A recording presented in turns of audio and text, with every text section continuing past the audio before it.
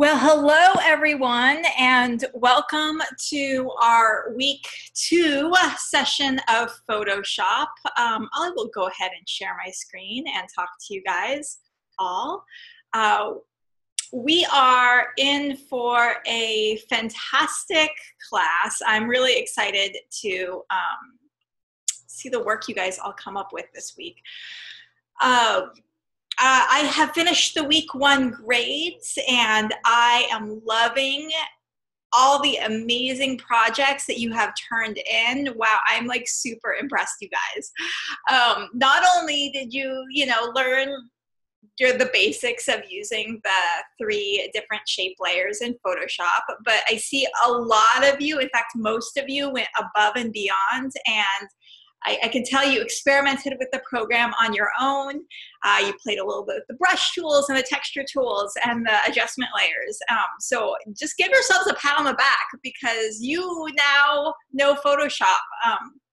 And you guys made your first Photoshop project. And by looking at the grades, I see a majority of you came out of week 1 with an A. So I love that. And I want to help you all continue that momentum and keep that A grade going here into week 2. Again, just please do remember our kind of policies for the class. If you're going to be late with an assignment for whatever reason, just email me or contact me before the Saturday at midnight deadline. And then if you contact me before the Saturday midnight deadline, I will be more than happy to give you an extension on your assignment. And it's really that simple. Just say, hey, something came up and I can't turn my assignment in on time. And you know what? I'm going to be more than happy to work with you because I understand that things happen. Where it's a little bit less likely that you're going to get some accommodation is if it becomes a week after week occurrence, right? If every single week you're asking for an extension on your assignment, well, then we have to talk about some time management skills. Maybe we have to talk about, doing things a little bit differently. So with that said, this week in week 2, we are learning your beauty retouching. And this is a skill that all entry-level graphic designers are going to find to be so important. I would say probably one of the number 1 entry-level graphic design type jobs out there is beauty retouching. And even if your main job doesn't turn out to be actual beauty retouching or photo restoration or image enhancement, but something else, 99.9% of the time, you are going to need to use these beauty retouching tools in whatever entry-level job you go into. Even if you sign up for something that's like a graphic design assistant or a production artist, your job will probably be getting a stack of photos from the lead graphic designer, and then you'll be asked to enhance them, retouch them, get rid of blemishes, get rid of stray hairs, and all of that stuff. So this week is going to be super important. Now, I know last week was really easy, and I can tell that you guys had a lot of fun, and this week is easy as well, but there's a few more steps involved. So it's going to be, I'm not going to say harder, it's just going to be there's more steps. So remember what we talked about last class, have a piece of paper by your computer and actually physically hand write your notes because I'm going to, we'll have like 20 or 30 steps in these projects. So write down step 1, do this, step 2, do this. And I know you might be tempted to type up your notes, but actually physically handwriting your notes will lead to the information going into your brain. And it also will be so much easier for you to then refer to your project. You have your piece of paper by your computer, you have your project on the screen, you'll be able to easily refer to your notes that way. Remember also that I have a multi-session on Tuesdays and Wednesdays. So if you need one-on-one help with your assignments this week, please come to my multi-sessions tomorrow and on Wednesday at 6 o'clock and get your assignments turned in. And it's also a really, really good idea for you all. This is really important to consider doing your assignments early in the week. And I would just strongly not recommend that you do your assignments on Saturday, because none of us are around on Saturday. You know, we're all enjoying the weekend, and I hope you get to enjoy your weekend as well. So, you know, if you need one-on-one help with your assignments, I mean, the Student Success Center is open a little bit on Saturday, but it's, you know, it's usually crowded. You're going to be more likely to get one-on-one help on throughout the week during my multi-session or during the Student Success Center hours during the week. So please do get your assignments done early in the week. I want to quickly, before I begin demonstrating how to do our assignments this week, I want to reach out to you guys and see, did any of you have any difficulty or challenges with either your week 1 assignment or assessment that you need just a little one-on-one help with? I remember I had one student email me saying that she or he was struggling with the assessment for whatever reason. Maybe the background layer didn't unlock. Did anyone here that's in class today have trouble with that assessment and need assistance with it? Before we begin, you're all good? I know a lot of you guys. Oh, Josh, you needed help with it. Okay, Josh, what I'll have you do is go ahead and share your screen and show me your assessment, and I'll be happy to help you with whatever issue you were having.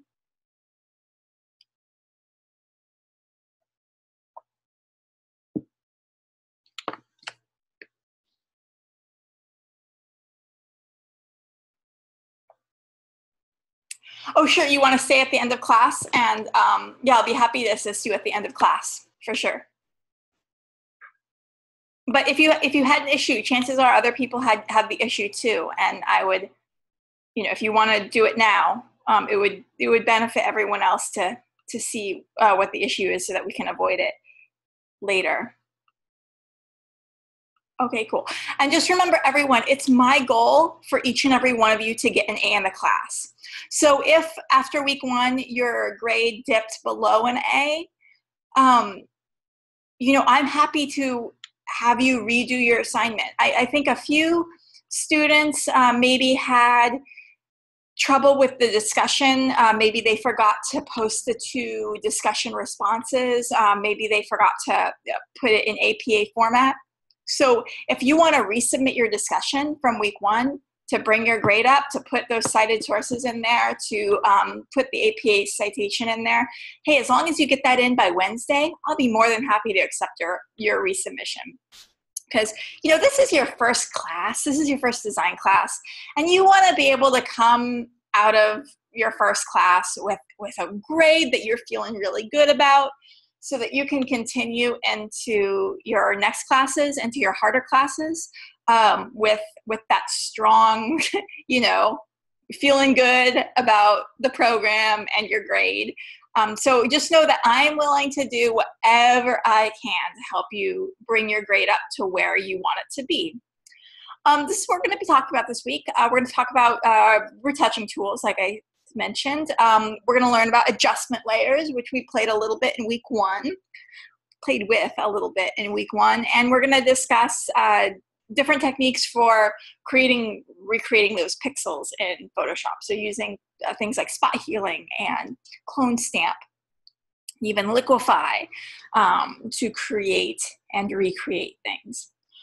Okay, a really important thing for us to talk about before we dive in is backing up your native files.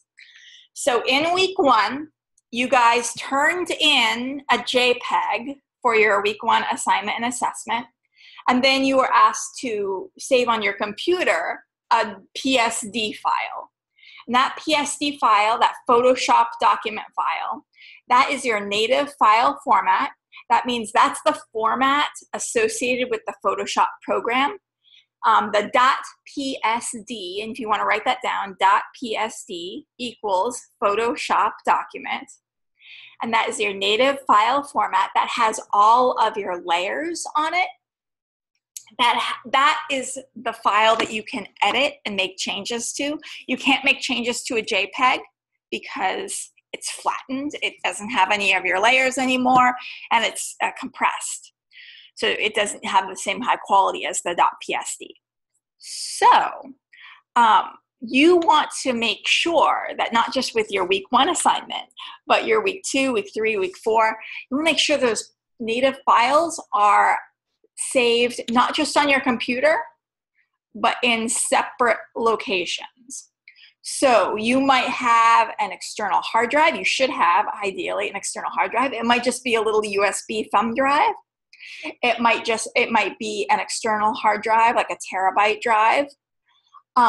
You probably also have email. Maybe many of you have Gmail. You can email your files to yourself, and you can also upload your files to Google Drive. You can also upload your files to the cloud. So you don't want to just save your files in one place, because let's say your laptop computer stops working one day, which has happened to me and will, I guarantee you, happen to you. And if your laptop computer doesn't turn on one day, your files will be gone. All that hard work, you spend $1,500 taking each of these classes, and all that hard work is now gone if your laptop doesn't turn on one day.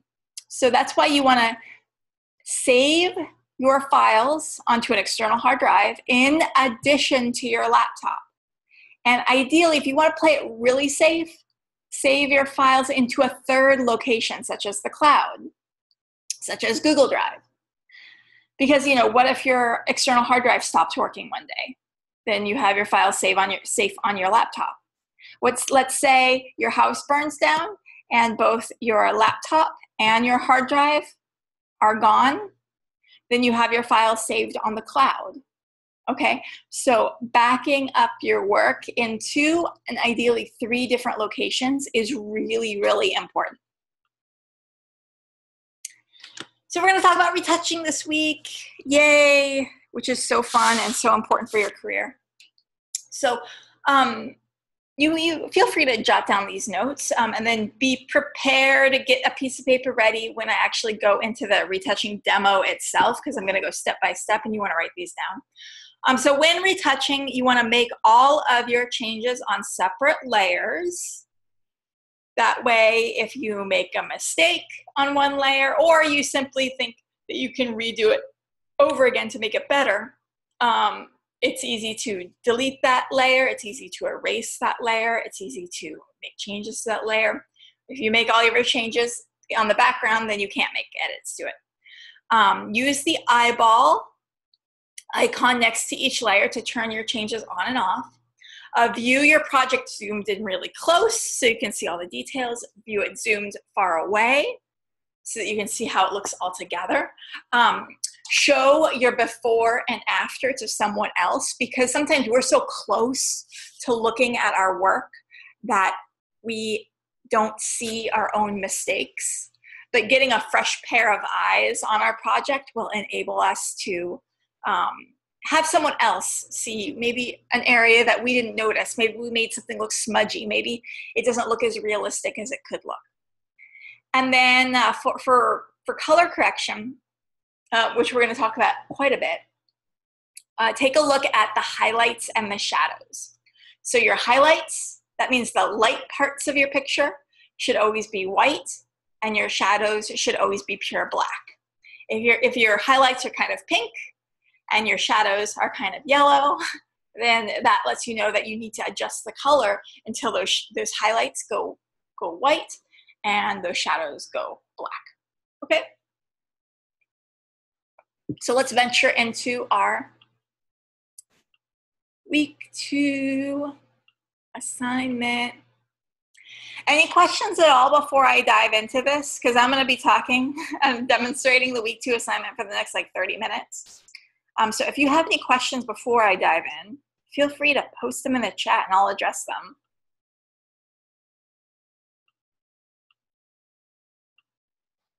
Okay.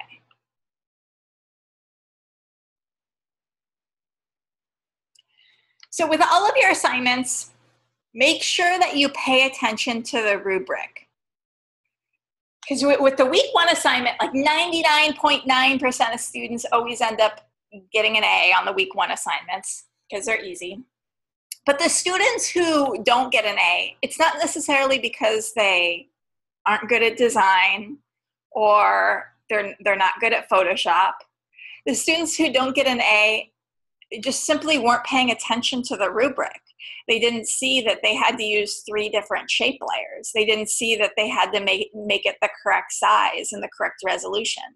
So simply by not following the rubric and making their document the incorrect size, not using the tools appropriately, they missed out on points. And then an assignment that should have been a super easy A that took them 5 minutes, ended up they ended up getting not a good grade on it. So that's why it's really, really important to pay attention to the rubric.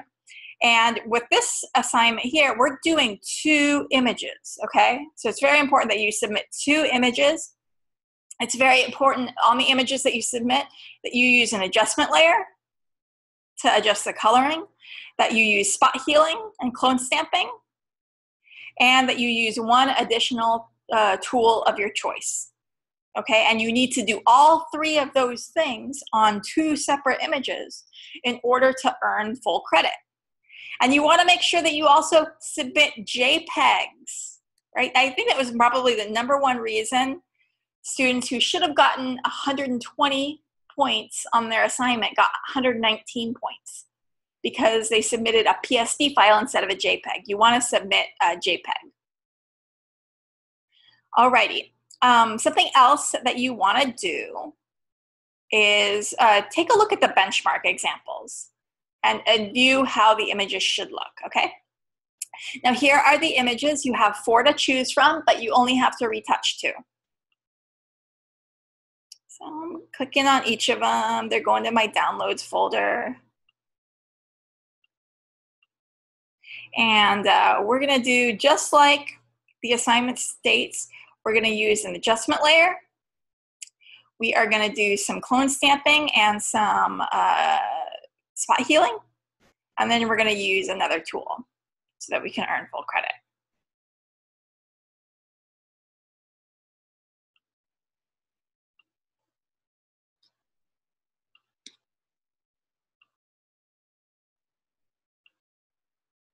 Let's take a look at a finished project first.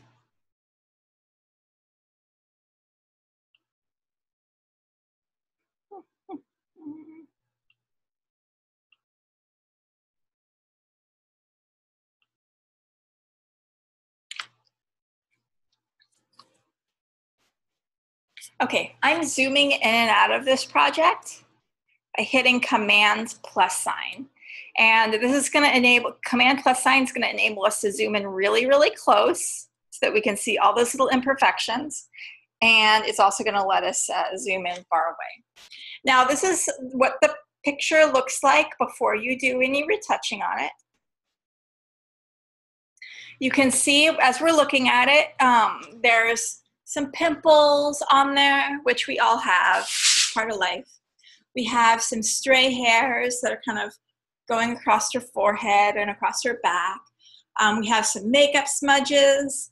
It looks like the makeup artist was putting makeup on her and then like touched her skin. So we got to get rid of those makeup smudges. There's a little bit of mascara dots. So even though if you saw her in real life, she looks fine. There's nothing grotesque about her at all. It's in order to make her look polished and perfect for like a magazine cover. We're going to want to get rid of all of those blemishes and imperfections. Okay, so the first thing we're going to do is use spot healing to get rid of those pimples, and we can even use spot healing to get rid of those little stray crossing hairs. Then I did a little bit of clone stamping to make that minor adjustment you see there on her eyebrow. Her eyebrow kind of like tipped upward at the end. So I just used a little clone stamping to make her reshape her eyebrow so it's nice and straight. Then I used something called soft light to lighten the shadows on her face and help to make her face more of the focal point. Then I use something called curves to put lipstick on her. I also use a little bit of a color adjustment to make her eyes blue. And then I use something called liquefy to smoothen out her hair and give it a little bit more volume so it didn't look so scraggly. So the end result is before and after. And even though it looks like a lot, it's actually really easy. Now I'm going to go to the picture from scratch and walk you through it. And you know, retouching is an art. It's not like a math problem where you just follow the teacher exactly and you both get the same result. With art, you want to bring your own taste to it. So yes, I'm looking for, you know, something that looks natural. If you make her skin look all blurry and you make her skin completely white like a ghost and like use adjustments that look completely unnatural, you're not going to get full credit. But if you use things that are natural and the end result is natural looking, you're going to do okay. Okay. So I'm going to now, oh, by the way, did you see how I brought that in?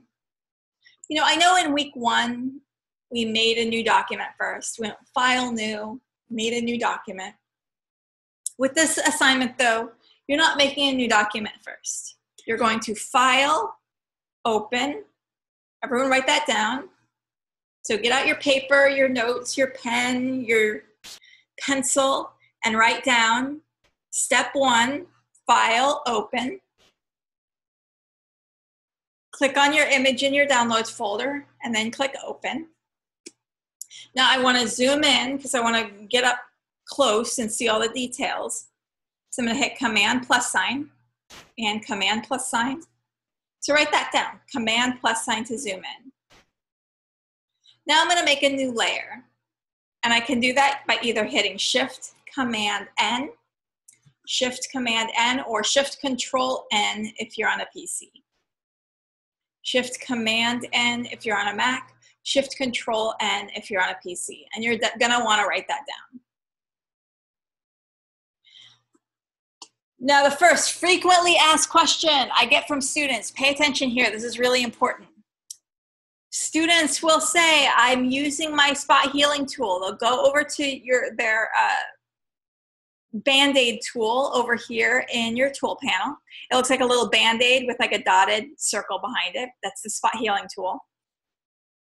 And they'll say, I got the spot healing tool and I'm trying to remove the pimples, but it's not working. Nothing is happening. And the reason why nothing is happening, pay attention, you guys, this is really important, is you need to make sure sample all layers is checked at the top of your screen. So if you're writing down notes right now, you're gonna wanna write spot healing tool, and you know, I like to draw, so I might make a little sketch of what that tool looks like, which is a Band-Aid with a little circle next to it, spot healing tool. Then go up to the top of the screen and make sure sample all layers is selected. And all of our spot healing is gonna go on layer 1, and it's a new layer. And you make a new layer by what? What's the shortcut key to make a new layer? Anyone in the chat wanna tell me the shortcut key to make a new layer? It's, to make a new layer, it's Shift Command N. Shift Command N. Alrighty, now what we're gonna do, oh, another frequently asked question that comes up is some students will say, I don't see the Band-Aid tool in my tool panel. So what do you do if you don't see the Band-Aid tool in your tool panel? Well, one, understand that your Band-Aid tool is roommates with the healing brush tool, the patch tool, the content aware move tool, the red eye tool. So if you see one of those tools popped up there, all you have to do is click on it, and then the spot healing tool is underneath there. But sometimes, maybe you might have been playing around with your Photoshop and you've been clicking on different windows. Sometimes you might have accidentally moved over into a different workspace. Maybe you're in the painting workspace or the graphic design workspace and you need to go back to your essentials. Do this. Go up to, oh goodness, what is it? Window. Go up to Window and click on Workspace and click on Essentials. And you can also click Reset Essentials. And that way you'll go back to this same workspace that you see here on mine. So I have the layers. This is all the only thing we're gonna need. The layers and the tool panel. Tool panel and the layers.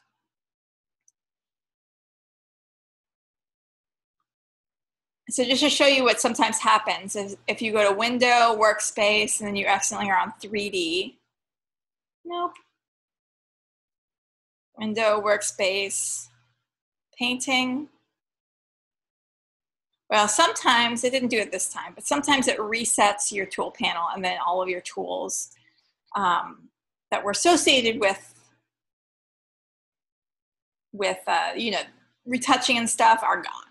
So that's just a little bit of troubleshooting before we dive in. Now let's dive in together. So we use our spot healing tool and we've made a new layer. And now what we want to do is zero in on those pimples, okay? And I'm using Command plus sign to zoom in, Command minus sign to zoom out. And to navigate around the picture, I'm simply putting 2 fingers on my trackpad and navigating around like this. Another thing that you can do is hold down the space bar and then with 1 finger click and drag on your trackpad. So I'm placing my finger on my trackpad and clicking and dragging while holding down the space bar to navigate around my picture. And what you want to do is make your spot healing tool, pay attention guys, this is really important.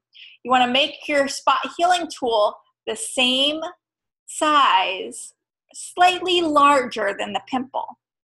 So we're going to use a shortcut key to shrink down the size of our spot healing tool. And that is next to the letter P on your keyboard, there are some square brackets. The left bracket shrinks your brush size down, and the right bracket makes your brush size bigger. So there, I've shrunken my brush down. I've made it just a little bit bigger than my pimple.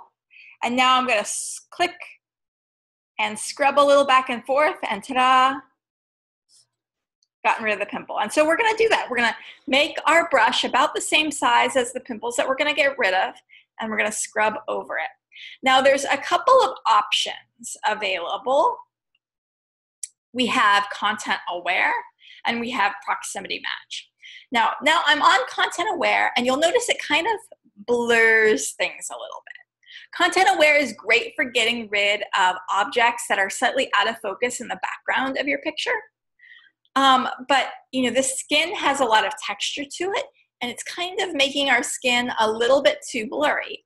So you may want to go back and forth between proximity match and content aware, and you're kind of going to find that I think proximity match might usually be a better option for skin that has a texture to it like this. And you're going to go around this picture, and I'm not going to spend 20 minutes here in class showing you how to get rid of all the pimples on her. Because I show you how to get rid of 1 pimple, and you guys now know how to get rid of pimples. So I'm going to quickly get through and just do a bunch of pimples and then move on to the next thing. But you will probably want to spend about 20 minutes going through and trying to, you know, get that skin to be perfect and get rid of all of those pimples. Now, something else that we can use this tool to do is get rid of these crossing hairs. Now, you know, for some reason, I've had students in the past ask, how do I get rid of that shadow on her back? And guys, this is her shoulder blade. You don't want to remove her shoulder blade or she'll look like an alien. Leave her shoulder blade alone. Get rid of her pimples. She's got a little bit of, you know, skin fur there. That's normal. We don't have to get, you know, we don't have to make her skin look like she's made of plastic or anything. She can have freckles. She can have, you know, a little bit of hair on her shoulders there. You know, her skin can have pores. So we don't need to make everything look like plastic. We just want to get rid of those things that like are very obvious. So now what I'm going to do is use Content Aware to get rid of this hair, this crossing hair, and then the other one that's on her forehead. So I'm just going to do a little bit at a time. And that's the best way to do this sort of retouching. So I'm just going to do a little portion here, and just do a little bit at a time. You know, make your brush slightly larger than the hair that you're getting rid of, and just a little bit at a time.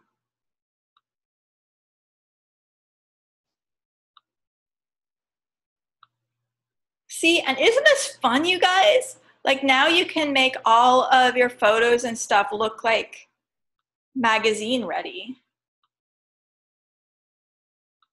Like this is like my favorite thing to do. Especially when I show you how to like add makeup and how just a little bit of lighting effects just to add the extra polish. So now I'm going to do this one.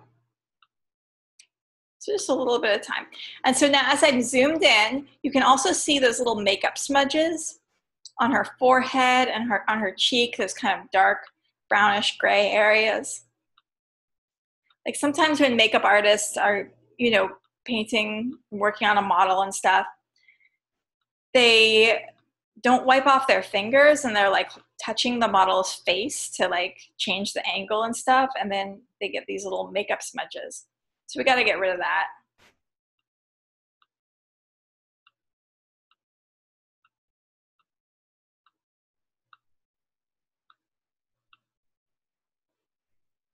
Okay, so I'm going to make my brush just a little bit bigger. And this is where, you know, we can start to maybe accidentally get some mistakes. So I'm going to paint over.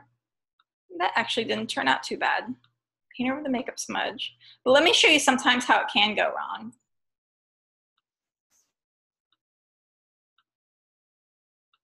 Looking okay, looking okay. So we got rid of that. Let's say now, you know, you're trying to kind of get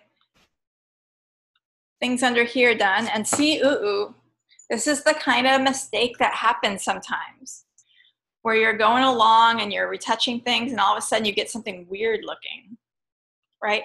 Now you can either try and fix it by just going over it and over it and over it again, which sometimes this leads to it getting blurrier, or you can hit E for erase and erase it, which is what's recommended. Go back, J is the shortcut key for your spot healing tool. Then shrink your brush down. Usually the answer to a weird retouching thing is just to make your brush smaller. Then go over, go over, go over, just a little bit at a time.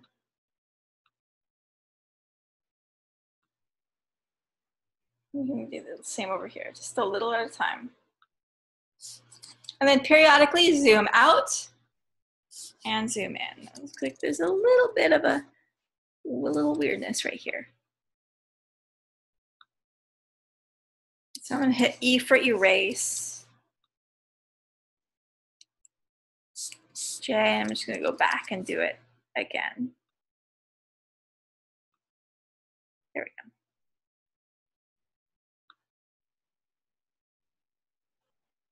Okay, let's see the before and after. And this is the point where you want to show your friends. And say, okay, this is the before, this is the after, and then ask your friends, does it look better? Are there any spots that look blurry? Okay, then you can move on. This is not finished. Remember, you gotta adjust the lighting. You have to adjust the spot healing and clone stamping. And you have to also add another tool. So you have to do 3 things on each of these 2 pictures that you choose in order to get full credit. So the next thing we're gonna do is use clone stamp to fix her eyebrow. So I'm gonna make a new layer, Shift Command N, and I'm gonna go to the clone stamp tool. Make sure you guys write this down, Shift Command N, and then go to the clone stamp tool. And just like the spot healing tool, I get a frequently asked question all the time from students. They'll say, I'm trying to use my clone stamp tool and it's not working. I'm trying to use my clone stamp tool and it's not working. And I will say, this is what you need to do. You need to go up to the top of the screen and make sure Sample All Layers is working. Okay, make sure Sample All Layers is checked. So there needs to be a little check mark next to the word aligned. Sample All Layers needs to be checked from the drop-down menu. Let's look at how the clone stamp works. So just like with the spot healing tool, you can increase and decrease the size of your brush by hitting the brackets that are located next to the letter P on your keyboard. Left bracket to shrink your brush size down, right bracket to make your brush bigger. And then what you do with the clone stamp is you copy a part of the image and then you paint with it. So first you have to load your brush with that copy. So what I'm gonna do is hold down the Alt button, write this down, put your finger on the Alt button on your keyboard, and then you're gonna click on your trackpad. So I have my left index finger is on the Alt button, my right index finger is on my trackpad, and I'm pressing down on my trackpad while also pressing down on the Alt or Option button with my left finger. Now I'm letting go of my right finger on the trackpad, and I'm letting go of my left finger on the Alt or Option button. Now see, I've made a copy. And now with my right finger on the trackpad, I'm clicking and painting, and now look, I have put an eye in the middle of her forehead. We're not gonna use it in this manner, but I'm just showing you how it works. So if I wanna now reload my brush with her eye again, I'm gonna hold down the Alt or Option button. Alt if you're on a PC, Option if you're on a Mac. So with my left finger, I'm holding down the Alt or Option button. With my right finger, I'm pressing on my trackpad, and I'm letting go of my trackpad, and I'm letting go of my Alt or Option button. I'm bringing the eyeball, and I'm painting with it by scrubbing on my trackpad. And ta-da! That is how the clone stamp works. Now I'm going to delete that layer just by hitting the delete button on my keyboard. I'm going to make a new layer, Shift Command N. And now we're going to actually use this tool for good instead of evil. I'm going to bring my clone stamp tool. I've shrunk it down by hitting the left bracket key. I'm going to bring my clone stamp tool just ever so slightly above her eyebrow because I want to copy the skin quality. I want to make a copy of the skin that is going to look like it belongs where it's supposed to go. And I'm going to hold down the Alt or Option button, and I'm going to click on my trackpad. I'm going to let go of my trackpad. I'm going to let go of my Alt or Option button. And I'm going to paint. And see what I've done is I've copied that skin Alt Option click, paint. I've copied that skin and I'm painting it to fix her eyebrow. So easy, right? Before, after, before, after. Now the hard part is over. Now we get to have fun. So I'm gonna make a new layer. And what we're gonna do now is brighten the shadows on her face by using something called soft light. It's gonna add some glow to her skin, and it's also gonna lower the contrast of the shadows on her face. So if you're taking notes, write down a section that says soft light. And step 1 for soft light is select your brush tool. Step 2, you want to go up to your brush menu, which is up at the top left of the screen. And you want to select the round pressure size brush, soft round pressure size brush. Make sure the hardness is all the way at 0. And I'm going to increase my opacity all the way up to 100% and my flow all the way up to 100%. Now I want to make sure that my brush is pure white. So I'm going to do 2 things. Hit D on your keyboard. The letter D resets your foreground and background colors to pure black and to pure white. So write this down in your notes, guys. Hit the letter D on your keyboard. Next, hit the letter X on your keyboard.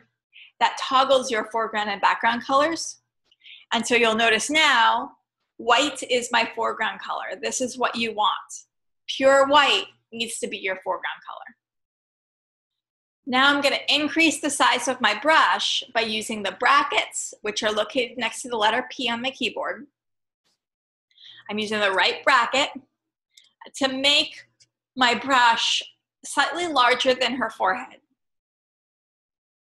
And watch, I'm going to do something strange now. I'm going to paint. Just like that. And what I've done is I've painted where I want the light to go. And of course, I'm not going to leave it like this. It doesn't look natural at all. We're going to do some adjustments to make this work.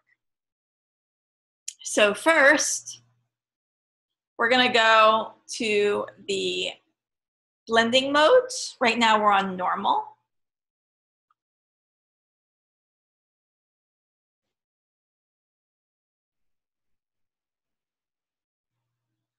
And I'm going to change my blending mode to soft light. I just noticed there's this like red stuff here. Oh, haha, that red stuff is the whiteboard. Someone was drawing on my screen. Let me clear off the whiteboard.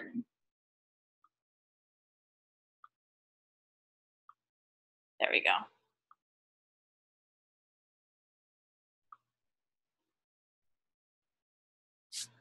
Okay, so right now, my skin looks way too white. So do not leave it like this. So right now, it's on soft light. So I changed the blending mode, just like we did for week 1. We changed the blending mode from normal to multiply. Week 2, we're changing the blending mode from normal to soft light. And I'm going to lower the opacity. So right now my opacity is at 100%, and I'm lowering it down to something like that, like 34%. Let's see the before and after. Before, after. See how it's brightened the shadows on her face. It's helped to create her face more of the focal point, and it's added a nice like glow to her skin. So really important, you want to make sure that all of these changes are on separate layers. So you have one layer for your blemishes that you've removed. You have one layer for your clone stamping. And you have one layer for your soft light. Because if you were to put your clone stamping on the soft light layer and then lower the opacity, your clone stamping would be gone. So everything's on a separate layer. Hey, let's do some fun stuff. So you saw in my demonstration how I colorize the lips. This is one of the things that you can do for the third thing that you have to do to your picture. So what we're going to do is add some lipstick to her lips using something called the Curves adjustment layer. First things first, we have to use a tool that we learned in week 1, the selection tools, to select her lips.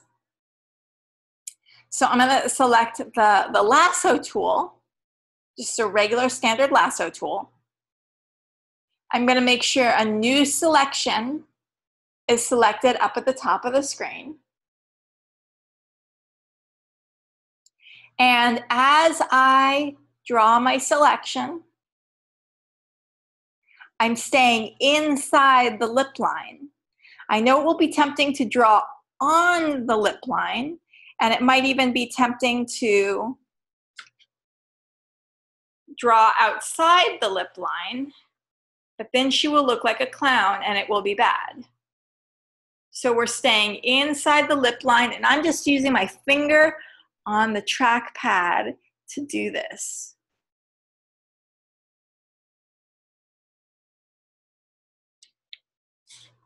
So with the lasso tool and my finger on the trackpad, I've drawn in her lips. But I've made some mistakes because, you know, it's just my finger on the trackpad and my finger is not steady.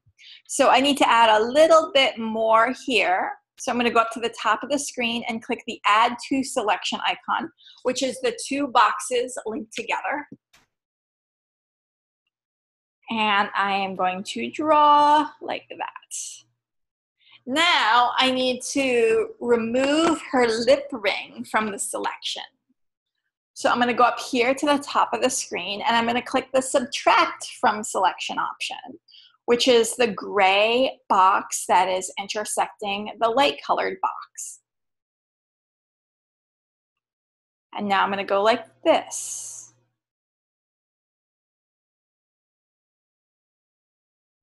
Ta-da! So I have completely selected her lips, and I've deselected the lip ring.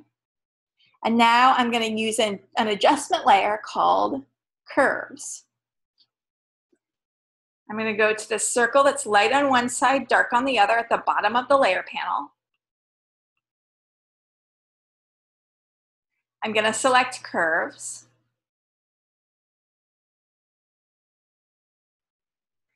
And I'm going to click on the middle, and I'm going to drag it down. And what that does is it's darkening her lips. Now, for my taste, it's a little bit too dark. You can also change the color. So let's say you want her lips to look a little bit more magenta. You can go to these channels. Right now the channel says RGB. You can go to these channels and you can go to the green channel, for instance. And so we want to make her lips more magenta.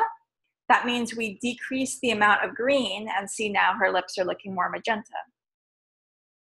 If we want to make her lips more red, we can go to the red channel and we can increase the amount of red like this. If we want to make her lips more purple, we can go to the blue channel and we can increase the amount of blue. If we want to make her lips more orange, we can add a little bit of orange by removing the blue. I think something like that is nice. And now the only other problem is we have a very hard edge around her lips now. And it'd be much nicer and more realistic looking if it was blended. So we can blend the lips. This is really important, you guys. Pay attention here, because this is another area where I get a lot of frequently asked questions from students in the multi-session. So pay attention. In order to blend the lips, you have to double click on this black and white shape in the Curves adjustment layer. So see this big black square here that has a little speck of white in there? We're going to double click on it, and this brings up the mask's properties window, which is this one right here. And now see where it says feathering? We're going to increase the feathering. And see, now it blends the lips and it looks a whole lot better. Command minus sign, command minus sign. So before, after. See the difference? So now we're going to make a new layer. And what we're going to do next is color her eyes.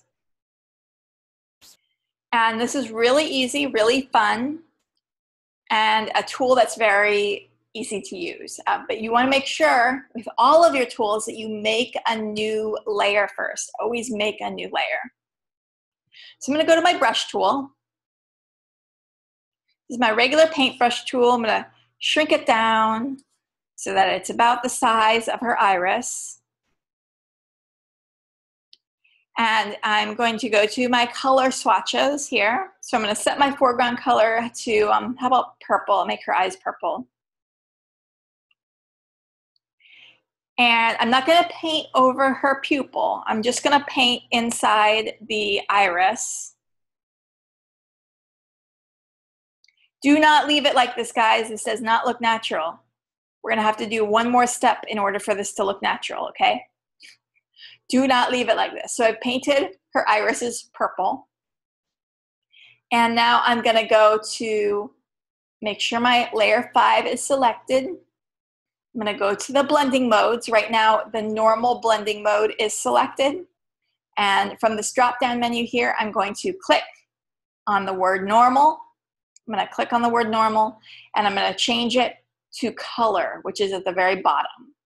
So I'm going to change it to color, which is at the very bottom. And now layer 5 is on the color blending mode. And instead of it looking like I painted it purple, now we can see the highlights and shadows underneath the purple. And it looks a little bit more natural. But the problem is it's still, I don't think, I mean, already we're going a little bit crazy with purple eyes, but that purple is like not something that exists in reality. So we need to lower the opacity of these purple eyes. So here in our opacity window here, or opacity setting, we're going to lower the opacity from 100 down to 40, or however much you want. And now her eyes have a, a much more subtle purple to them, and it's not quite so crazy. So that is the color blending mode.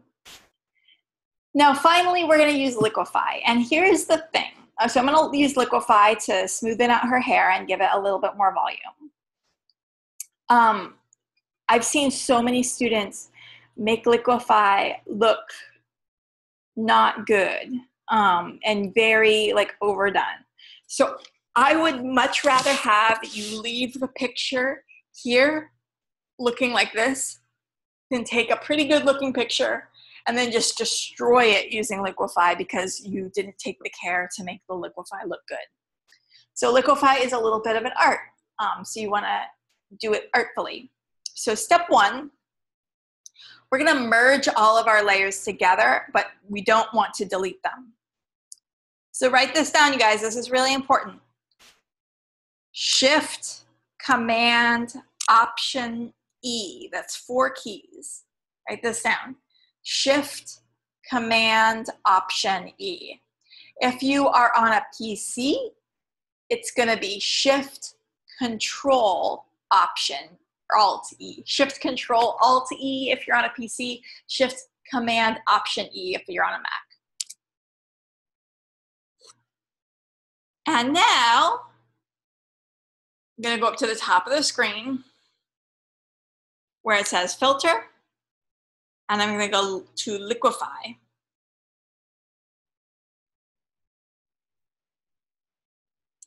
And I'm going to use this tool, which is the finger tool. I'm going to hit Command +sign to zoom in. And I'm going to make, this is also called the forward warp tool. It looks like a little finger, so I call it the finger tool. So I'm gonna make my tool about, this size, so kind of like a little bit bigger than her eye and eyebrow. And I'm gonna place it slightly halfway on her hair and halfway not on her hair. And I'm gonna gently push out. And what this is doing is by gently, ever so gently pushing out, we're not smoothing the hair down, we're just gently pushing it outward. It's gonna help to create the illusion that her hair is a lot smoother without making it look totally painted. So same on this side, we're gonna gently push out.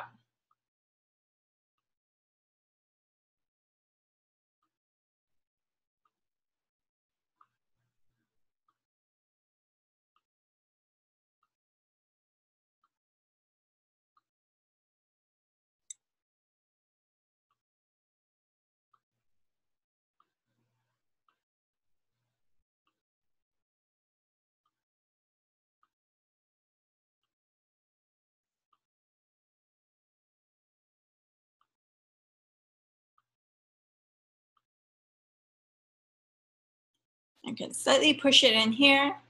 So I'm working gently, guys. That's the key, like work gently. Smooth that down there.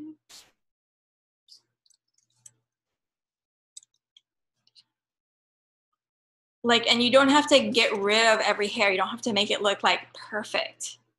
But you just wanna help it all look a little bit more appealing. Just gently. See how it's kind of starting to look blurry? You don't want it to look blurry.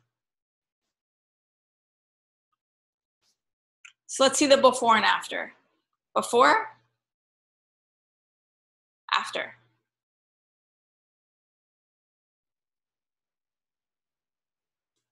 Now we're ready to save.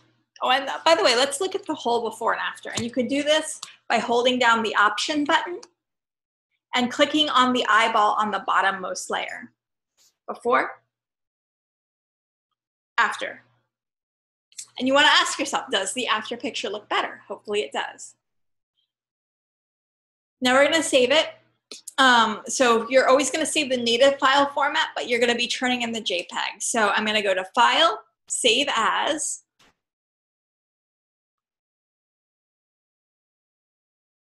Desktop, DES104 schoolwork folder. And we are going to name this DES104week2 your name. And by the way, I had a student who actually named their file your name. You guys, you're going to put your own name there where it says your name. Anyway. You'll lose points if you don't put your actual name there. And now we're going to save it as a JPEG. So to save it as a JPEG, you're going to go to File, Export, Save for Web, File, Export, Save for Web. You're going to select JPEG from this menu here. JPEG medium is good as long as your size is under 100 kilobytes, you're good. And then you're going to hit save, and that JPEG is what you're going to be turning in.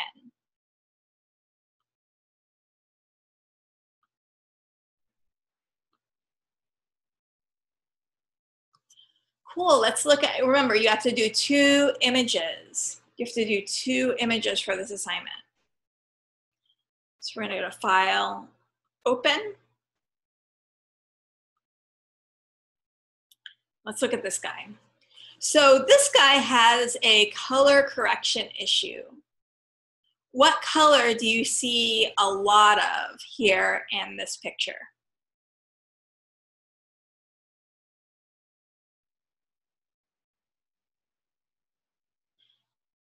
Yeah, yellowy orange, right? And I can hit Command + sign to zoom in.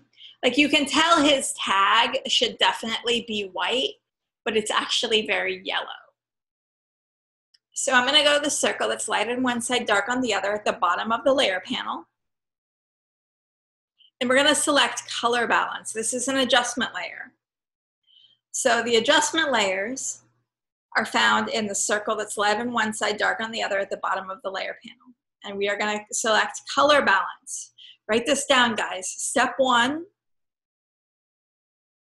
select color balance. And you can draw a little picture of the circle that's light on one side, dark on the other.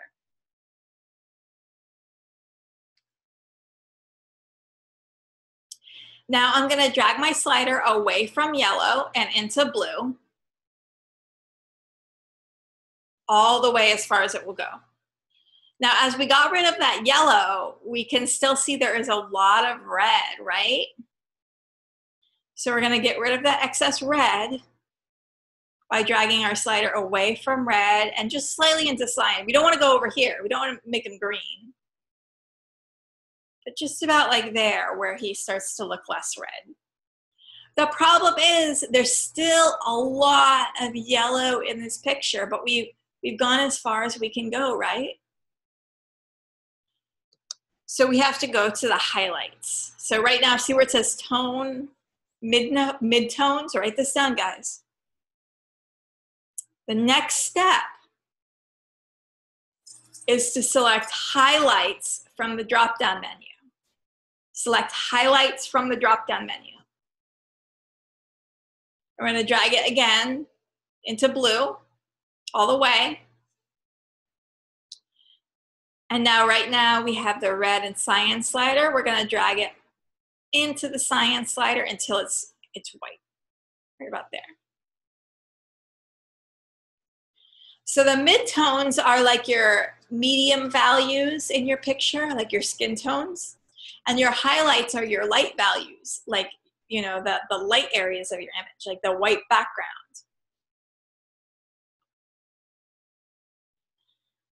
So see the before and after. Before, see how flat it looked because it was so yellow? And after. Now we're going to use our retouching tools. I'm going to make a new layer. So we can use spot healing on him. You know, we can go around and we can, you know, get rid of some moles if we want. We can get rid of this mole if we want. So just use a little bit of spot healing.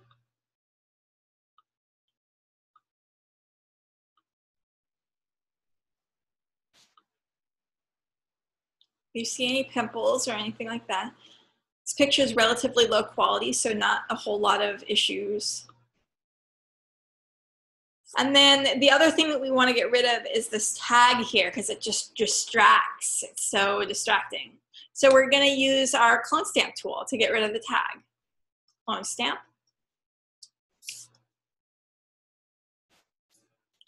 And what I'm going to do is hold down the Alt or Option button. And I'm going to click on a black area of the shirt. And then I'm going to paint. And there, you know, we're using clone stamp to get rid of the tag. Easy peasy, right? Before, after. Now we can save it. So we're going to go to File, Save As, and of course save our native file format. And we'll call this DES104week2B_your name.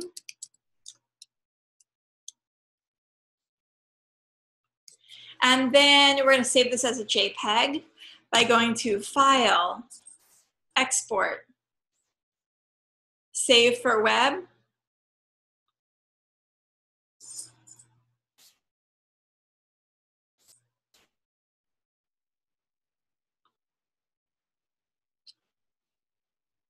Save it as a JPEG, and then we're good to go. Now you have two other pictures. I will go over these other two pictures after we go over the assessment because I want to make sure we have enough time to go over how to do the assessment. But really quick with this dog picture, first thing you're going to do is get rid of the excess magenta in the picture. So if you zoom in really close, you can see the whites, like the dog's fur, instead of being pure white, it's actually kind of pink. So we're going to get rid of the excess magenta by going to the circle that's light on one side, dark on the other. We're going to go to the color balance. We're going to drag our slider a little bit into green, about halfway, to get rid of the excess magenta. Then you're going to use the spot healing tool to get rid of all of these spots and blemishes that are around the picture. And then you're going to use your clone stamp tool to get rid of this big thing. And I will demonstrate that if we have time at the end of class. With the cat picture, you're going to use something called levels in your adjustment layers to, that's the wrong one. Levels is this one. And by clicking on the gray slider at the middle of the histogram here, dragging the gray slider over to the left, you're going to brighten that picture. So you're just brightening up the midtones. Now, after you've brightened it, though, you see a lot of red in the shadows. So you're going to go to your color balance. And we're going to go to the shadows in our tone drop-down menu. So see where it says tone, shadows. We're going to go to shadows. And we're going to drag our slider away from red and into cyan just a little bit to get rid of that excess red. Next, you'll use clone stamp and spot healing to get rid of these creases. And you will also need to put another eye in the cat because the cat is missing an eye. And I will show you how to put an eye in the cat. But let's go into the assessment. Any questions so far on anything that I've gone over?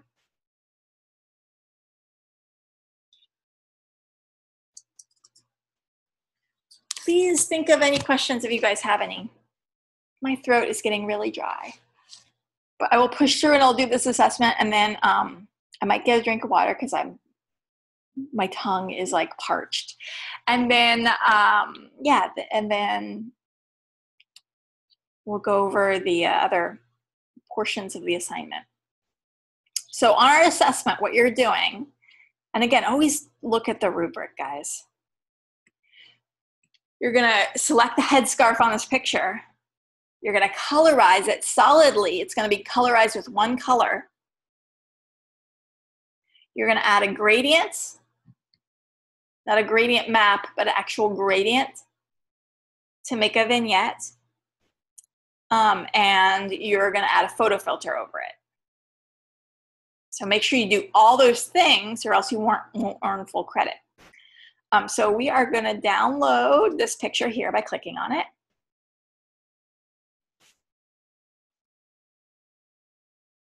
Then to open up that picture in Photoshop,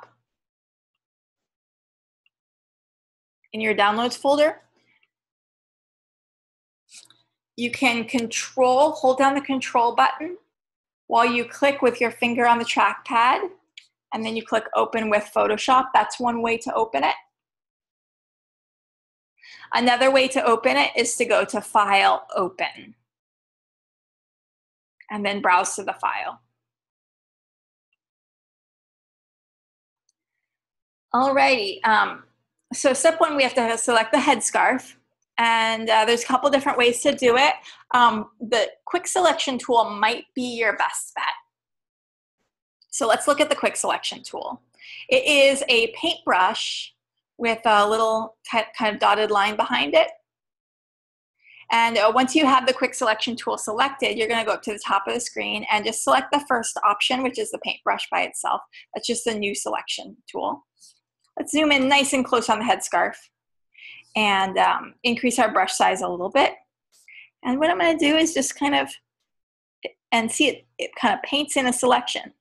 Now, most of the time, the selection it gives you is going to be pretty good, but occasionally it will either miss some areas or go too far, and then you have to fix it. No big deal.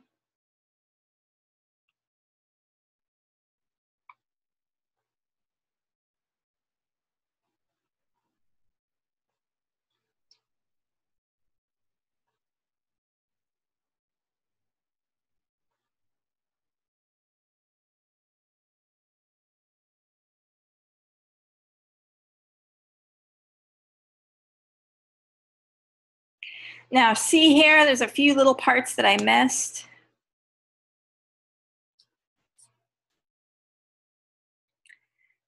See how this went over here?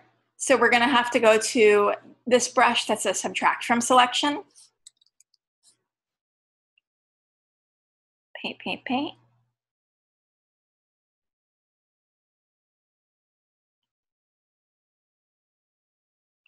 Paint, paint, paint.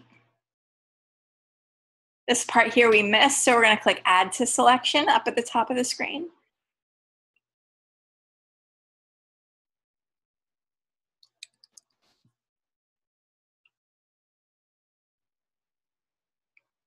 This part here we missed, so we're gonna go to subtract from selection. Looking pretty good.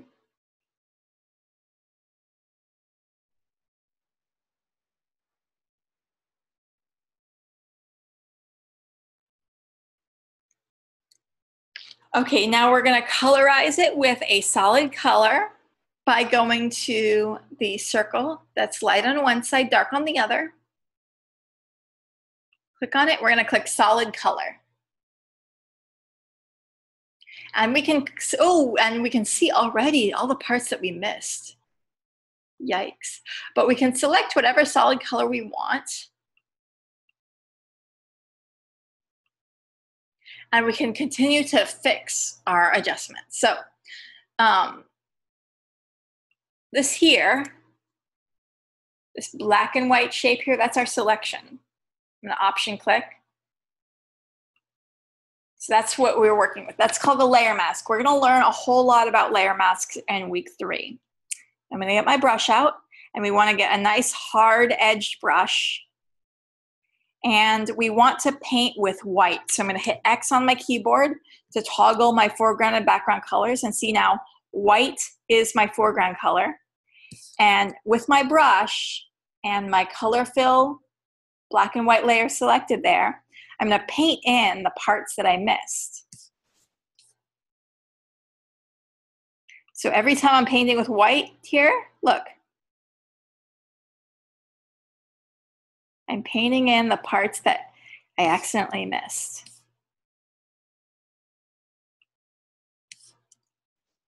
Helps if I just make my brush just a little bit bigger.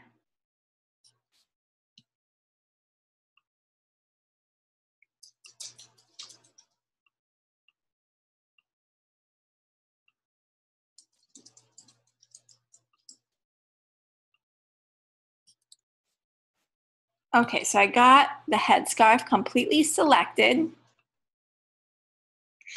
And if you want to see, that's what it looks like. That's what my selection looks like. Now I'm going to change the blending mode of this purple, just like I did with the eyes in our week 2 assignment. I'm going to change the blending mode from normal to color. So now her headscarf is a solid color. So before, after. And you can pick whatever color you want. The other requirement of this assignment is to make the picture black and white except for the headscarf. So if I were to throw a black and white layer on top of this, the whole image would be black and white, including the headscarf, which is what I don't want. Let's take a look at what that looks like. If I go to the circle that's light on one side, dark on the other, the adjustment layer is at the bottom of the layer panel. And then I go to Photoshop, black and white, which is right here. See, the whole image is black and white. Now, it completely defeats the purpose. So we have to reorder our layers, don't we? So I'm going to click on my black and white layer, and I'm going to drag it underneath the color fill layer. And now see how this works? The color is on top, the black and white is underneath. And the really cool thing about this black and white adjustment layer is that you can control it. So if you want certain parts of the image to be dark and other parts to be light, you can mess with these sliders. So let's say I want like her skin and the background to be like really dark. I can bring those sliders down and I can make it nice and dark and high contrast like this. Right? I can even make it pure black if I want. But we can move these sliders around and we can create different looks.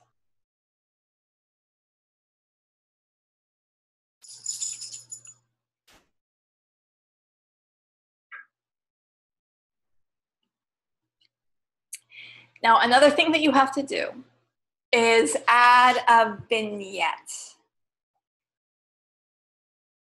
And I'll click on my topmost layer, so I put my vignette on top of everything.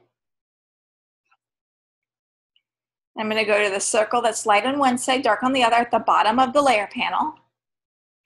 And you guys, don't make this mistake. You want to click gradient, which is the second option down.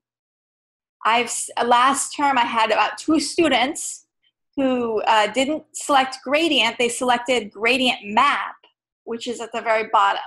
And gradient map is not going to do what you need to do. Gradient map is going to do something completely different. You want to select gradient, which is right there, the second one down. And what we're going to do is select the black and white option for our gradient. And right now my gradient is linear. We want to create a vignette, so we want to make the corners dark.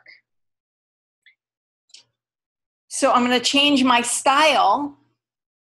So write this down, guys. Change style from linear to radial.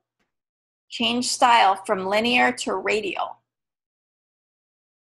Now see how it's dark in the middle and light on the outsides? We want to do the opposite. So we're going to hit reverse. Reverse.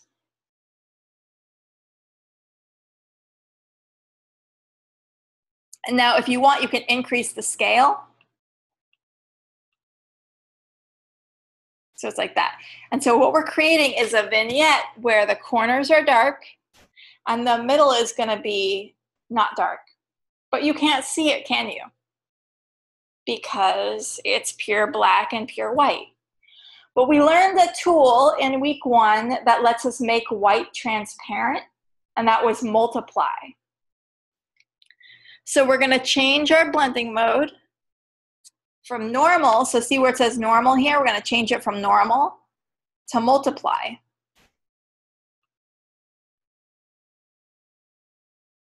And now see what we've done? Before, after. We've created a vignette, meaning we've darkened the corners and the middle is nice and bright, and it helps to create a focal point. It helps to look nice. And the reason that we can see this is because before it was on the normal blending mode. Then we clicked on the normal blending mode and we changed it to multiply. And now it looks like this. Now the final thing that we have to do is add a photo filter. And please, please guys, just make your photo filter extreme. Because if you make it too subtle, like I can't tell that you added it. And then I'll just put a 0 for photo filter, and then you'll be like, no, but I added it. And I'm like, okay, send me the Photoshop document. And then I see, oh, okay, and you just made it like so subtle I could barely see it. So just make your photo filter extreme. And we can find the photo filter down at the bottom of the layers panel. There's a circle that's light on one side, dark on the other.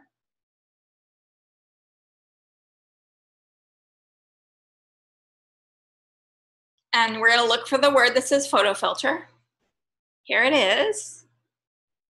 And you can leave it orange if you like that. And I see how I've increased the density.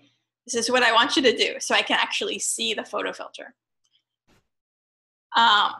So right now it's on this orange warming filter. You can see what it looks like with a cool filter, which is kind of bluish, which kind of looks cool. Red.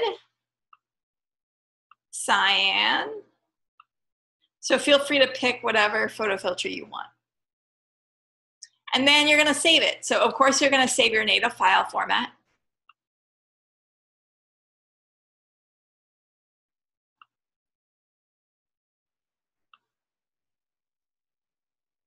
Oh, actually that's found in.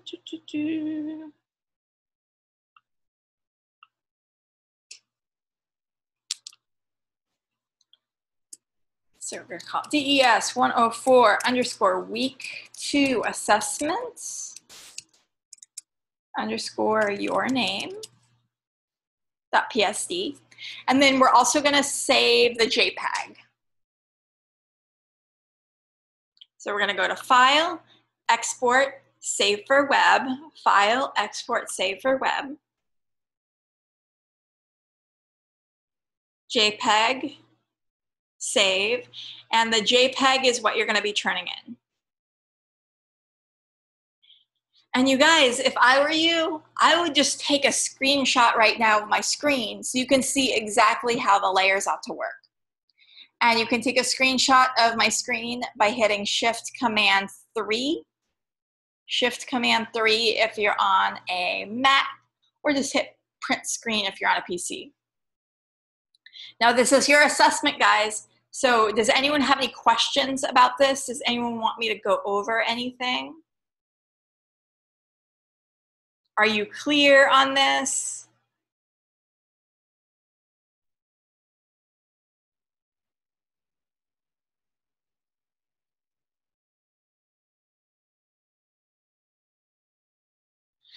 Okay, I'm gonna go into how to do the other remaining 2 pictures here. Let's jump quickly over into your discussion. I just wanna make sure that everyone earns as much of their points as possible. So please do make sure that when you're doing your discussion this week, you're talking about tools in Photoshop. So you're gonna find an interesting image that you think was made in Photoshop, and you're going to discuss how that image, how you think that image was made. That means I'm looking for your own original opinion and analysis here. I'm looking for your own, you don't have to be right. You can take a wild guess, but you want to back up your guesses with research. So if you are looking at a photo that was made and you think, okay, it has a bluish tint, so I have a feeling the color balance adjustment layer was used to make this bluish tint on the picture. Then you might include a quote from an outside source about the color balance adjustment layer. You want to make sure that in order to earn full credit, your main post is 150 words or more. You want to make sure that you use at least 1 APA citation, and give 2 follow-up posts to your fellow classmates at 50 words or more. And you can check out an example of an APA formatted discussion post there. And you can check out some benchmark examples there to see kind of how students have done this in the past and been successful. Pretty easy, right?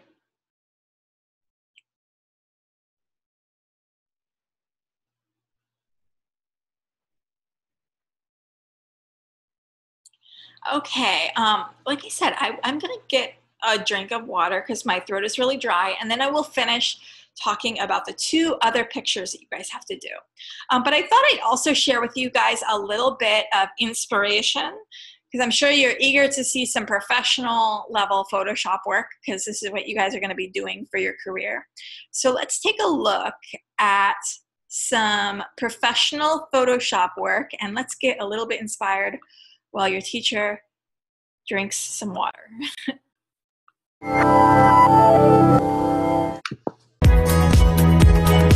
The word Photoshop is often used like, oh, you can just Photoshop that with the click of a button. And it's not true. It's really not true. Photoshop is such an amazing tool. It changed the whole photography world. Online culture would be a lot more boring if there weren't editing tools like Photoshop.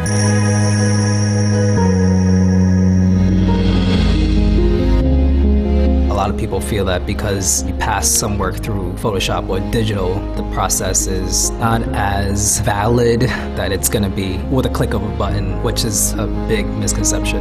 I feel like I do draw traditionally, but I just do it on the computer. Photoshop, there's nothing you can't create with it, especially nowadays. It's just like learning any program. I feel it's definitely important to experiment for yourself. Just go crazy with it. I think a lot of my work is fantasy, but photorealistic. It's that floating world image, and people seem to be drawn to that. Usually a production company or advertising company would approach me, and they would give me 1 or 2 images to work with as a start. With the Paul McCartney one, it was just him on stage in a black background, so I would have to take him and make an interesting illustration with it. I'd say typically 50 layers is normal, if not more. I'd say that would be the base. It's not just layers of random elements. You gotta have color balancing, and then you have to adjust levels. Just everything and anything could be a layer. 10, 15 years ago, I definitely wouldn't be able to create images like what I do today. I've talked to traditional artists before, and a lot of them are just kind of stubborn in trying it, or they feel like there'd be a cop-out if they do, and I don't agree with that. It's really no different than a regular traditional brush. It's just how you want to use it. Before the digital age, we used to retouch prints, nags, hectachromes. Everything was made with hands. Now everything can be Photoshopped. So editors, they put a lot of work on the post-production. The first thing is I start with a basic shaping. Make sure the body, face, the hair, the finger, the hands, the feet looks pretty good to the eye. Then I work my way in to do some details in the skin, blotches, zits, bags and wrinkles, red eyes, crossing flying hairs. I mean, I can go on and on. A good retouching job, obviously, is when you don't see it's retouched. There's still some quality into it, some luminosity, some shadow, it's still alive. This is a site called Photoshop Disaster. People are just retouching without the eye of the retoucher or the eye of the photographer. There's poor quality. You don't have any structure left. We're really bombarded with pictures of glamour and perfectness. It seems like perfection has to be the norm, and it's pretty sad.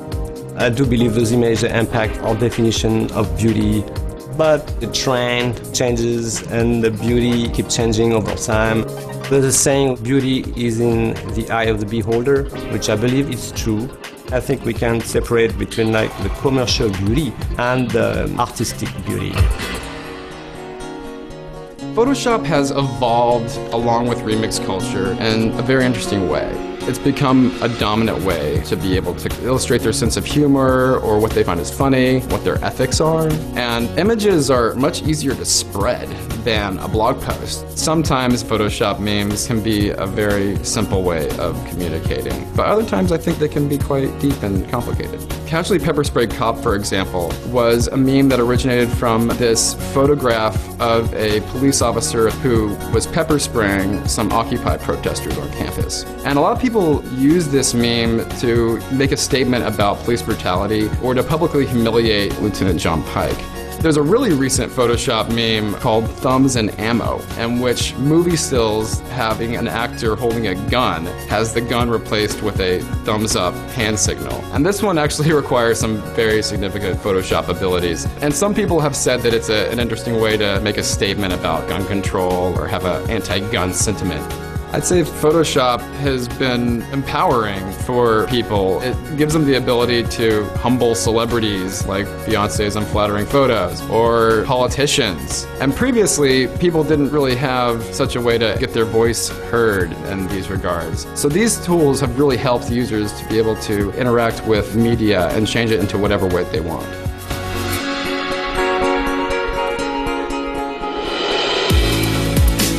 The benefit is obviously the practicalness. It's faster, it's cheaper, it's better and better all the time. Photoshop has become very important in terms of our visual culture, and meme culture is becoming increasingly important in online discourse. 10, 15 years ago, I definitely wouldn't be able to create images like what I do today. It's not possible. Alrighty, you guys. Let's look at the final 2 assignment elements, and then I'll open up to questions and offer one-on-one help as you guys need it.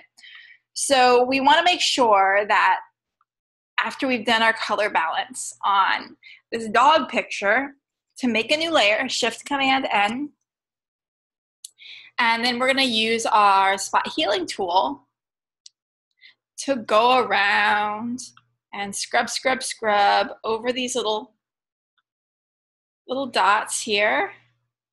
And I'm going to go through real quick and get them all. You will want to spend a little bit more time making sure that none are missed. The ones that are going to give you a little bit of trouble are the ones that are really close to like skin. So like on this one, like that's on her face, you want to zoom in really, really close, and you want to make your brush size really, really small, and then work from the outside of the blemish inward. Okay, don't try and do the whole blemish all at once. Just work from the outside in. And see, as I'm just kind of doing a little bit at a time, working from the outside in, then it's looking not so bad.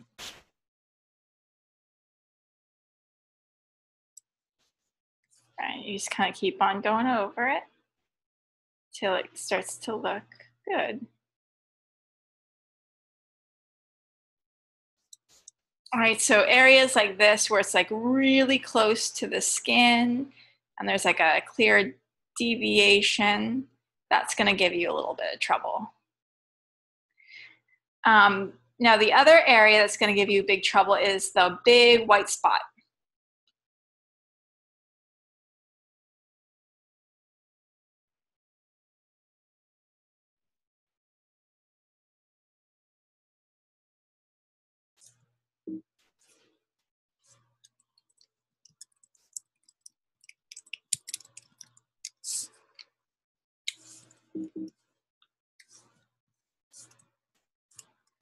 Okay, and then with the white spot, I'm going to hit Shift Command N, make a new layer, and I'm going to go to my clone stamp tool.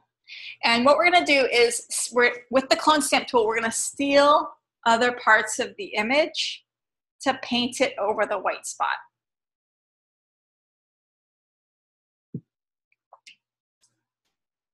So I got my clone stamp tool, and I'm going to steal a little bit of this tree by going to Alt or Option click, and then I'm going to paint it over the white spot. So Alt or Option click and paint. Alt or Option click and paint. Alt or Option click and paint.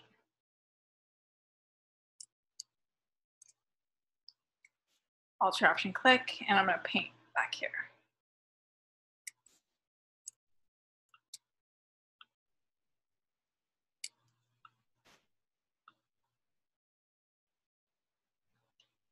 Now I'm going to go to the trees over here, Alt or Option click.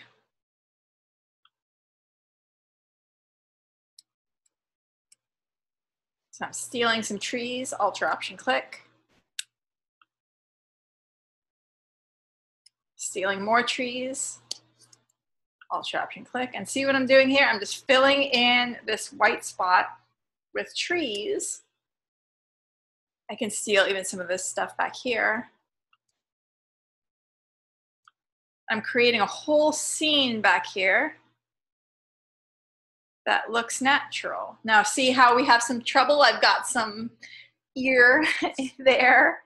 So I have to continue. Ideally, you want to get rid of the spots before you do this sort of retouching. But you want to steal parts of the picture to fill it in. Right, you can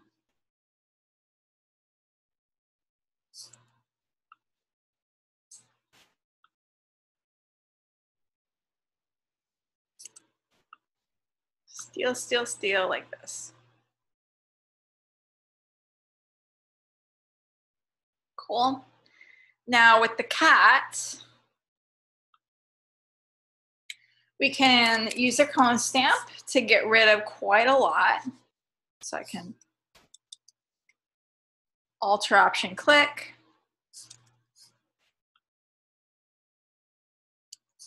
Alt or Option click.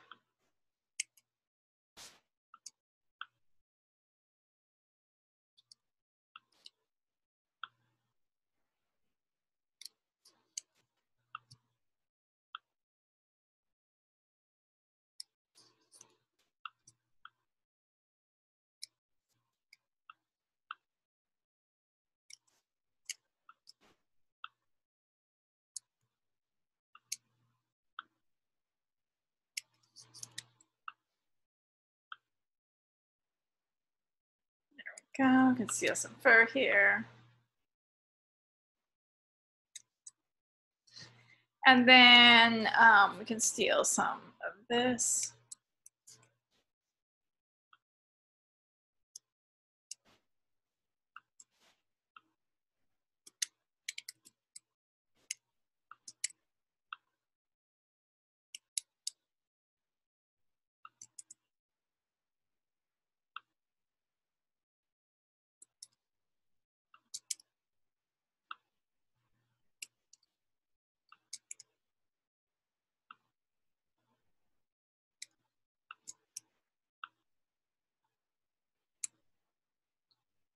And then you can use the spot healing tool, you know, on content aware proximity match to get rid of some of these creases that are through the cat. Now, the tricky part is we need to add that cat's eye back into the picture, right?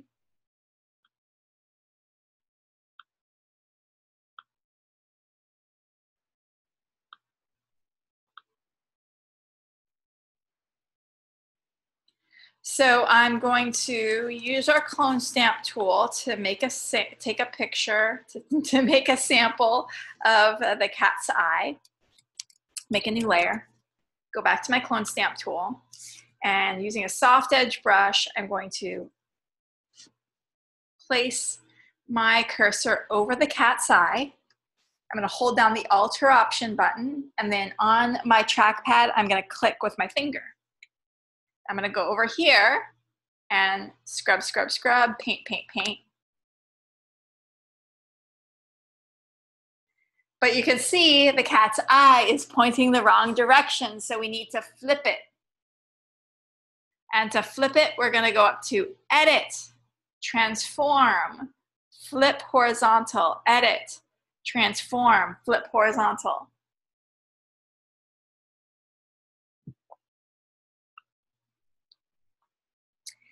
But still, the cat kind of looks cross-eyed, doesn't he? So I'm gonna make a new layer, Shift Command N. I'm gonna go to my brush tool, hit D to reset your foreground and background colors to pure black and pure white. Shrink down my brush, and I'm gonna use a brush that's not 100% hard, but just a little bit soft. And I'm just gonna paint his pupils a little bit wider so he doesn't look cross-eyed.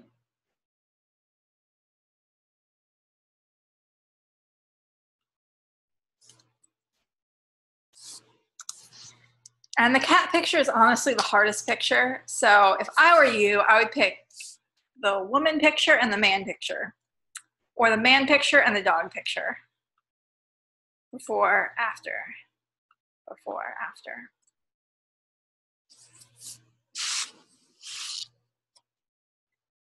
So make sure that you,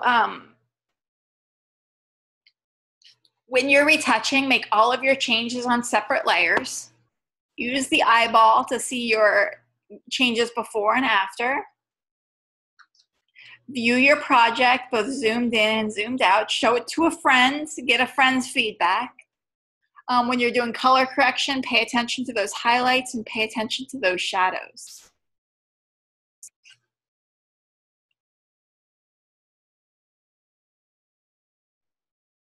So in this class session today, we've talked about the spot healing tool, the clone stamp tool, the adjustment layers, and the blending modes. We haven't really focused too much on the healing tool and the patch tool. That's because I went in depth in those in our pre-recorded lecture. So if you're interested in checking out the healing brush and the patch tool, definitely refer to my pre-recorded lecture because I go over those.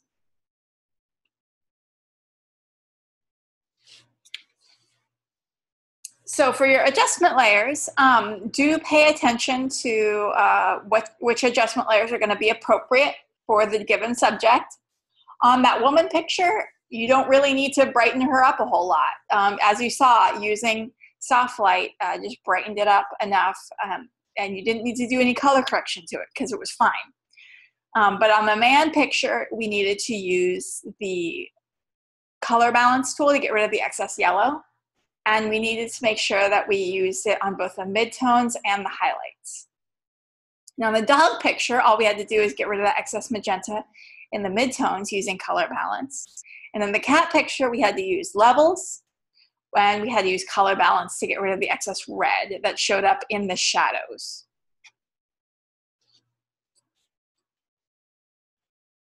So some tools that we can use to create things in Photoshop include the shape tools, the brush tool, and the pen tool, which we learned in week 1. And I go in depth on these in our pre-recorded lecture, so definitely check that out. To recreate things, we can use spot healing, the clone stamp, and the patch, because it copies parts of an image and then allows you to recreate that image by either filling in spots or by copying things.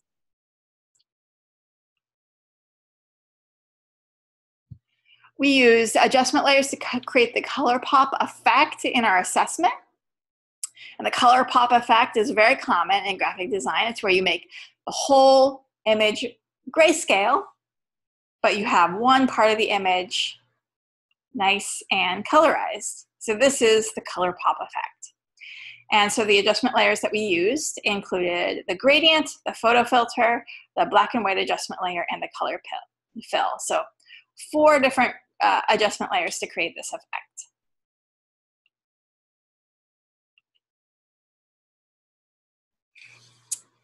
And those are just a reminder of our good strategy. So I want to turn it over to those of you who had questions. It seems like Josh was the one who needed help with the week 1 assessment. But if anyone else needs help with the week 1 assessment, definitely feel free to speak up, and I'll be glad to help you tonight. So Josh, are you ready to share your screen and get assistance with the week 1 assessment?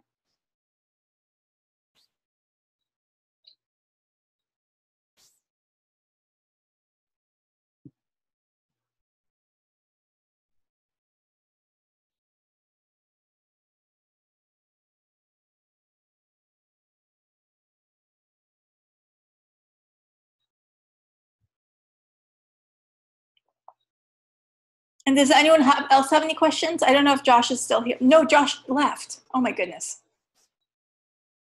Okay, I thought Josh needed help. Does anyone else have any questions?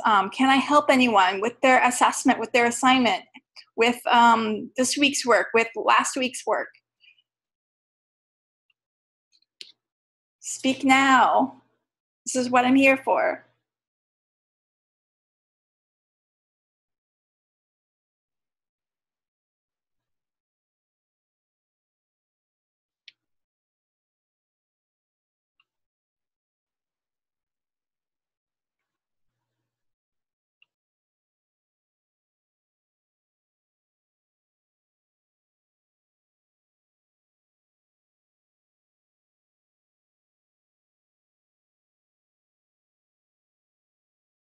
Wow, you guys are very quiet tonight. No questions?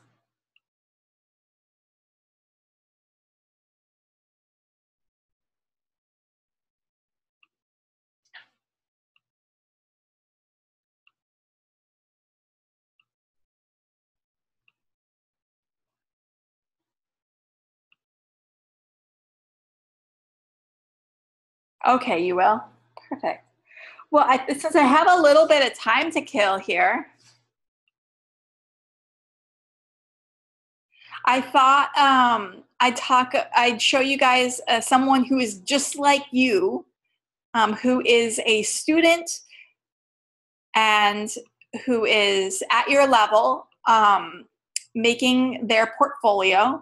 And this is a student with a second-year portfolio, talking about the portfolio that she put together in her sophomore year to get her first internship. And she's going to talk a little bit about what her internship was like. It's just a short little video. And so hopefully it'll get you thinking about what type of content you want to put in your portfolio and what types of internships you might want to pursue as graphic design students. Hi guys, it's Lindsay, and today I'm doing a very requested video. If you aren't aware, I am a junior at Chapman University studying graphic design, and I have been asked many times to show you guys my portfolio, and so I'm going to be showing you what my current portfolio looks like that I finished at the end of last year. So it is a tiny bit outdated since I've done more projects since.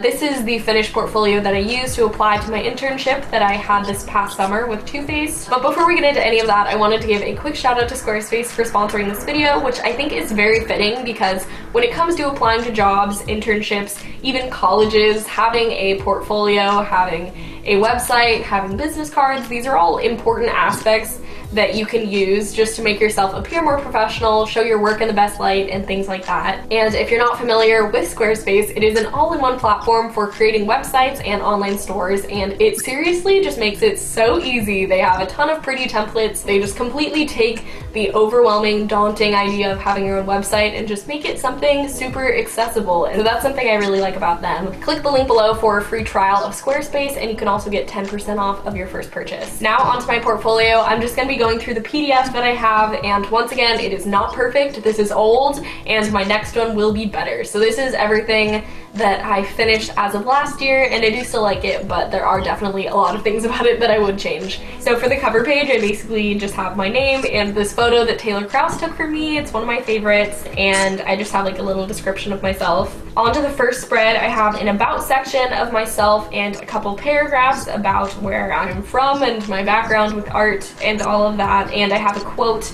about graphic design that I love that says, "I'm going to make everything around me beautiful, that will be my life." On the page opposite of that, I have a short write-up of my personal design philosophy, just like the things that I think about when I'm approaching a piece and some of my inspirations. So onto the first project, I have a couple maps that I created in my information design class. This one is for the X Games Norway event, and I personally really love how this turned out. I think my favorite thing about it honestly is the color palette, but it just really ended up coming out how I pictured it with all of the flat vectors and things like that. The first map I have shows how to get to the event place from the airport, and there's like a couple different routes you can take and how long they'll take. And then the second map I did is an event map, and that one shows like where the different events are happening. All of this of course is fake. So as you can see with each of these, I have like a decent amount of text, which is one thing I probably will change for the future, just if you want to note that. Also, it really helps to not put page numbers, because then when this is printed out, you can easily switch them out if you want to like change the organization, because you always want to have like strong ones in the beginning and stuff like that. But anyways, next onto a typeface that I created in my typography class. This was made all out of pixels, and I've done a lot more intense typeface creation since then, so like looking back at this is like kind of heartwarming. But I do honestly, I really love how this turned out. I used a lot of like math to make sure that they were like perfect. So this project spans about 3 spreads. But it begins with my logo and brand identity development I did for them. So there is like the new logo and color palette. First I start out with just like the letterhead, the envelope, the business card, whatever. So that is the first spread. Then the next spread is all about the new menu for them, since they are a restaurant. I did print this out and everything, so like I do have a physical menu, but there are just like the digital files of them with all the food items. I also included a spread on the process that I went through when it came to coming to my final designs, and although I definitely would change how I laid this out looking back, I think it is a great idea to show process in your portfolio, because people want to know that you're going to start out with like a ton of sketches and really put a lot of thought into your work. The next project I included in here is still one of my favorites that I have ever done, and it is a redesign of Poland's currency. And I chose Poland because I'm Polish, but this was one of the projects we did in our class, and I just was really happy with how it turned out. So here's what the finished currency looks like, and there is a ton of research and everything behind all of the choices that I made, but I will spare you guys that today so you can just look at it. But it has the poppy, which is the national flower, and that is a famous composer that is from Poland. I also included a process page where I showed my mood board and my original sketches of the dollar bills, and then I included a closer up version where you can see the transition from hand-drawn to digital. Next, I have a couple spreads on patterns that I made in my color class, and I seriously love this project. You guys have probably seen some of these patterns before if you follow me on Twitter, but basically it's just a self-branded collection of patterns that I made, and here is the collection all together. So I named it Cosmic Goth, and it is Hopeless Romantic, Star-Crossed, and Laced Up. We had to name them and everything, but I seriously love these and I use them on my own branding all the time. On the outside of my physical portfolio, I actually have the Star-Crossed pattern on the spine of it, which is really cute. And then again, I have a process page on how I created the patterns in like the vector for the little converse. I showed it up close, which I thought was fun. And I have a mood board that I used when it came to kind of like defining my personal style and like figuring out how I was going to do a self-branded collection. So that's just like some of my inspirations when it came to that project. And then the last page is just a contact form with another photo that Taylor Krause took of me. So that's my finished portfolio, and when I went to go interview, I actually brought it physically in a big folder, and they really appreciated seeing it so large because it was printed, I think, on 11 by 17, so each page is like huge, and they said that that really stood out. If not, just bringing it in on a laptop or smaller printer paper or on an iPad where you can flip through it is like totally a great idea. Just definitely come prepared, just in case they haven't received it via email or something like that. And then a lot of people wanted to know what I did at Too Faced and if I enjoyed it, and I would like to say yes, I enjoyed it. I absolutely loved it. The facility itself, like the office, if you've never seen it, is amazing. There is a office tour, I believe, on their YouTube channel. It is just so extravagant and pink and fun. Like, they really do a great job just on the decor of the office itself. It really just makes it such a comfortable and like fun place to work because it's very open and just like fun spirited. So I really love that about it. I got to do a lot of backdrops for events and other just like pieces that go with like events that are happening, like a photo wall backdrop or like photo props, or just like a card that would go with like a Sephora gift set. That was one thing I did. There were just like a bunch of little random things that they needed me to do, but I really enjoyed it. This was also my first internship ever, and being around people that are just so fast and talented at what they do on the computer was an awesome experience. I picked up so many like key commands and like different shortcuts here and there that I had never known about, especially in Photoshop, because like that's not really my strong suit, but I feel a lot more comfortable in it now after I've done so many more mock-ups and so many more projects for them through it. So yeah, that was awesome. Honestly, anywhere you can get an internship is just great experience because you'll learn more about where you want to work and what kind of work you like doing. So that's pretty much everything I have to say today. I hope you guys enjoyed it. Please give it a thumbs up if you did, and if you are interested in checking out Squarespace and getting your free trial, please use the link below. As usual, thank you guys so much for watching, and I will see you all with a new video very soon. Bye guys! Alrighty, wow, usually I have a whole lot more questions, so I don't get to share videos like that, but I'm glad that hopefully you guys got to see someone who's just like you, someone who's at the level that you guys are all at, and their portfolio. So I'll leave it open for a few more minutes if you guys do have any questions. If not, you are free to go.